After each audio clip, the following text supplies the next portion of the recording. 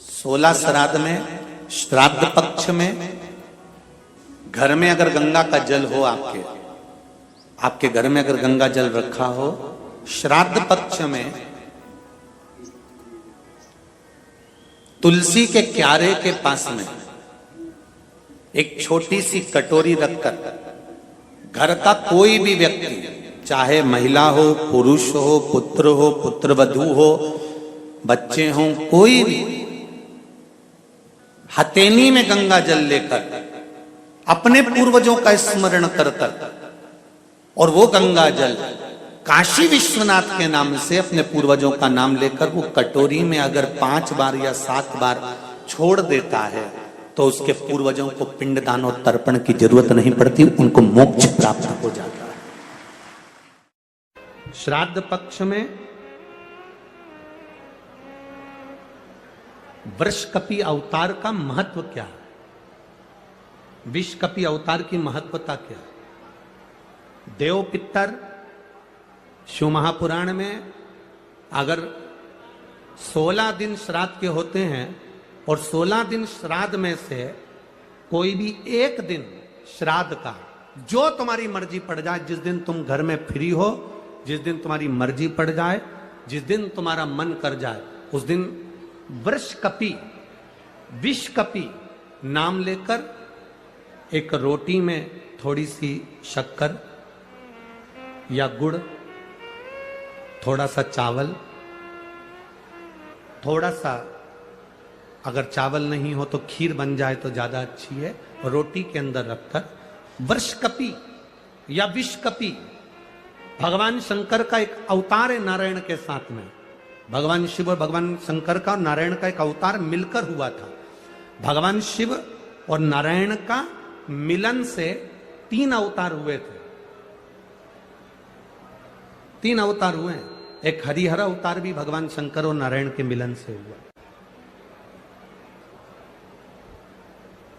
एक वृषकपि अवतार भी नारायण और शिव के मिलन से हुआ।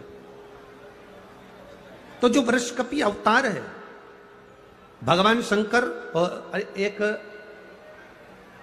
भगवान नारायण और भगवान शंकर के मिलन से शरंभेश्वर अवतार भगवान शंकर का और नारायण का मिलकर हुआ है। शरंभेश्वर, ये 3 अवतार नारायण और शिव जी मिलकर बने हैं। 3 अवतार भगवान शंकर ने नारायण के साथ मिलकर लिया, शरीर एक बनाया, दोनों मिल गए, एक शरीर बनाकर जगत का कल्याण करा। रोटी हो तो रोटी, पूड़ी हो तो पूड़ी, पराठा हो तो पराठा, जो तुम बनाए हो उसमें थोड़ा सा मात्रा दूध चावल की या खीर की, थोड़ी सी मात्रा गुड़ की, और वृषकपि या विषकपि अवतार का नाम लेकर अपने दरवाजे के बाहर खड़े होकर जो गौ माता को श्राद्ध पक्ष में किसी भी दिन ये भोजन वृषकपि का नाम लेकर दे देते हैं, उसके घर में कभी संपदा की कमी नहीं आती, धन की कमी नहीं आती। श्राद्ध पक्ष का ये स्वरूप है विषकपि अवतार। एक बार सब बोलेंगे, बोल विषकपि भगवान की। अब नाम आप लोग ले जिससे आप लोगों को याद हो जाए। बोलिए, विषकपि भगवान की। आप विषकपि बोल सकते हो, वृषकपि भी बोल सकते हो, वृषकपि भी बोल सकते हो और विषकपि भी बोल सकते हो, दोनों नाम में से कुछ भी। हाँ, अगर आप नेट पर सर्च करोगे, या आजकल लोग क्या है, कथा सुनने के बाद नेट पर जल्दी सर्च करते हैं, तो गूगल आदि पर सर्च करोगे तो विषकपि भी आ सकता है, वृषकपि भी आ सकता है। पुराण में अगर ढूंढोगे, शिव पुराण के अंतर्गत या स्कंद पुराण में या गर्ग संहिता में या कूर्म पुराण में, बरहा पुराण में अगर आप ढूंढेंगे तो उसमें वृषकपि और विषकपि कोष्टक में बना हुआ है। पहले आएगा विषकपि, फिर कोष्टक में आएगा वृषकपि। उस अवतार का स्मरण। फिर से नाम बोलो, क्या नाम बोलना है? विषकपि। या तो विषकपि बोल लें या वृषकपि।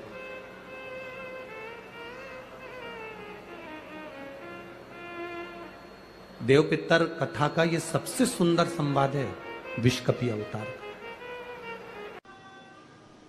यदि संसार का कोई मनुष्य बेल दूध का प्रयोग करता है बेल दूध से मतलब होता है बेलपत्र के ये मध्य भाग जो होता है, बेलपत्री की जो नीचे की दो पत्तियां जो होती है, ये दो पत्तियां जो बेलपत्री की होती है, इस बेलपत्री की दोनों पत्तियों को शिवलिंग पर जब आप रखते हैं, शिवलिंग पर रखने के बाद में आपके हाथ में जो कटोरी में दूध है, वो दूध इन दोनों पत्तियों पर, ये पितरों के भाव से, पितृ पित्राणी के भाव से आप दोनों पत्तियों पर बेल दूध को अगर समर्पित कर रहे हैं, बेलपत्र समर्पित करने के बाद थोड़ी सी कटोरी में अगर गौमाता का दूध है और ये दोनों पत्तियों पर अगर आप अपने गोत्र से दूध चढ़ा रहे हैं, तो संसार में ऐसा कोई व्यक्ति नहीं है जिसके ऊपर पितृदोष लग जाए। पितृदोष समाप्त होकर ही रहता है।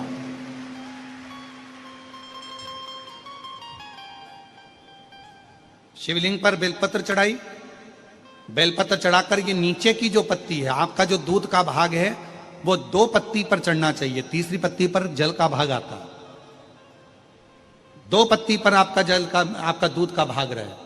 और जब बेल दूध का प्रयोग आप करते हैं और दूध बाबा को 16 दिन श्राद्ध के अगर कोई कह दे कि आपके घर में पितृदोष है, ये दोष है, वो दोष है, सारे दोष आपके यहाँ लग गए हैं, और आपके यहाँ ये 4 लक्षण अगर पितृदोष के दिख रहे हैं जो पहले कथा में वर्णित किए, अगर ये लक्षण दिख रहे हैं, तो श्राद्ध पक्ष के 16 दिन पहले दिन से आप चालू हो जाओ। बेलपत्री शिव जी को चढ़ाया, कटोरी में या चम्मच में 2 बूंद का भी अगर दूध लेकर गए हो, थोड़ा सा भी, बस 2 पत्ती पर आपने दूध समर्पित करा और 1 लोटा जल जो तीसरे नंबर की पत्ती है उस पर समर्पित करा। आपको 16 दिन करने के बाद आपको खुद अनुभव होगा 17वें और 18वें दिन से कि मेरे घर में ऐसा लग रहा है कि सब शांति है और कोई किसी से चिढ़कर बात नहीं कर रहा। लक्ष्मी की वृद्धि अपने आप होना प्रारंभ।